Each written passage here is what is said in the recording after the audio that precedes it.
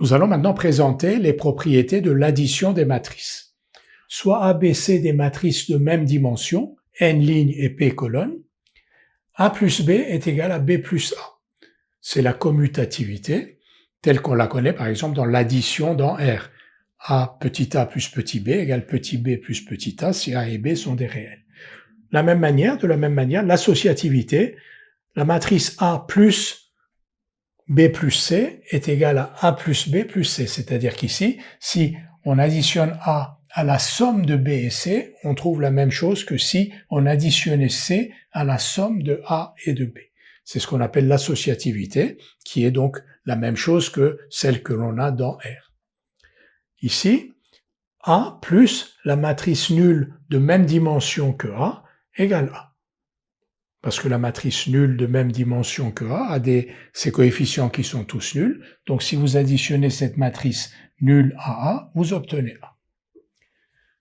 Maintenant, moins 1 fois A, on a vu comment on calculait lambda fois A. Quand lambda était un réel, on multipliait tous les coefficients de A par lambda. Donc, moins 1 fois A, on multiplie tous les coefficients de A par moins 1. Et on obtient une matrice que l'on va noter moins A et qui est l'opposé de A.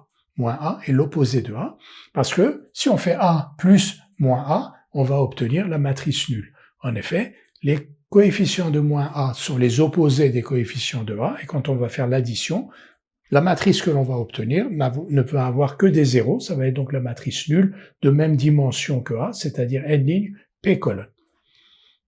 Des remarques qui découlent de ce qu'on vient de dire. Si la matrice A, on l'écrit sous la forme AIJ, donc si AIJ est le coefficient de la ligne I et de la colonne J, le coefficient de la ligne I et de la colonne J de moins A, c'est moins AIJ. Ensuite, on va en profiter pour définir, parce qu'on a défini la somme de deux matrices, on n'a pas défini la soustraction, la différence de deux matrices, C égale A moins B. C égale A moins B, ce n'est rien d'autre que A plus l'opposé de B. A plus l'opposé de B. Alors, si les coefficients de A sont les AIJ, c'est-à-dire AIJ est le coefficient de la ligne I et de la colonne J de A, et BIJ est le coefficient de la ligne I et de la colonne J de B, C égale A moins B, ces coefficients sont des CIJ qui sont de la forme AIJ moins BIJ. Donc, le coefficient de la ligne I et de la colonne J de la matrice C est égal au coefficient de la ligne I et de la ligne J de la matrice A moins celui correspondant de la matrice B.